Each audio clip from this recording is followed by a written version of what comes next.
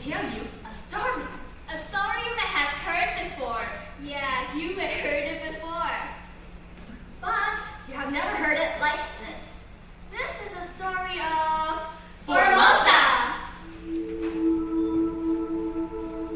Once upon a time, in the far east, there was a mysterious kingdom ruled by a and wise king.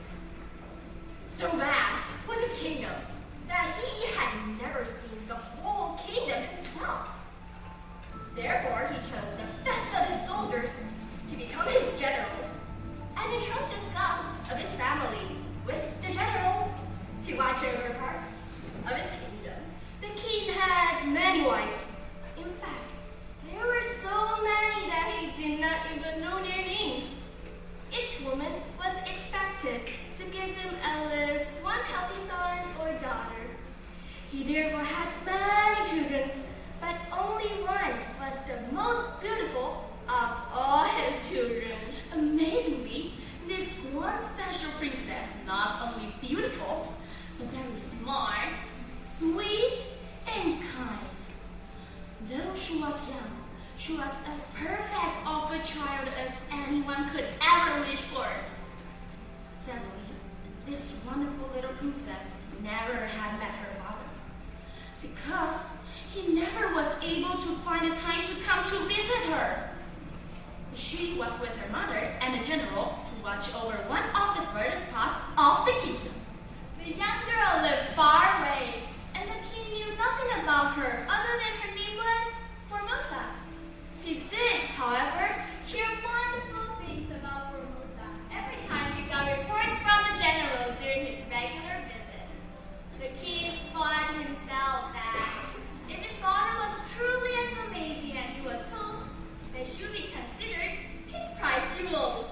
One day, there was a barbarian hunter with fiery red hair who saw the princess while she was in the garden picking flowers.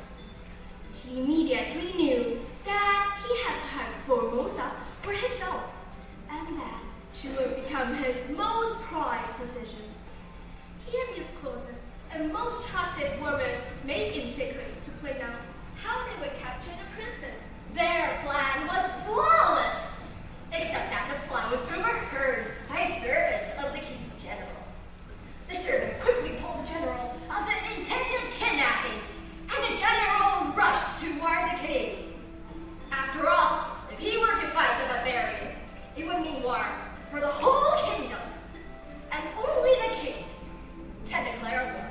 When the king was told of the intended kidnapping, he was outraged. He commanded the general to protect Formosa at all costs. The general rushed to the aid of the princess with a large number of the king's soldiers. When he got there, he quickly forced the barbarians out and thwarted their plans for the beautiful little princess. Formosa was safe and all were happy, but peace and happiness are often short-lived. Only a few years later, nearby there was a country of the Dwarfs. These Dwarfs wanted more than just their own little island, and they went to work with a larger kingdom. King did not care to take the Dwarfs seriously. After all, who were worried about small, insignificant Dwarfs? However, the king should have paid more attention to the dwarves, because before he had realized it, they had already taken parts of his kingdom and had become a real threat. The dwarf made a deal with the king that if they get a Princess Formosa, they would be content and stop the worrying. Sadly, the king could not have any better options and gave his beloved princess to the dwarfs.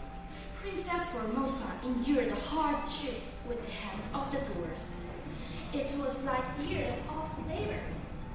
But the dwarfs still had great respect for the princess, because not only was she the victory prize, but she was both very beautiful and intelligent. The princess helped the dwarves become a stronger country than they had previously been. Formosa was wise and resourceful.